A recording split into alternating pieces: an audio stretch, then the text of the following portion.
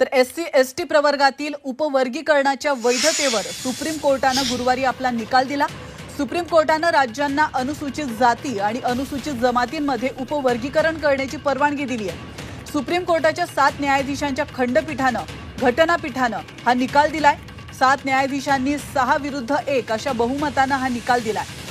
तर न्यायमूर्ती बेला त्रिवेदी या निर्णयाशी सहमत नाहीयेत।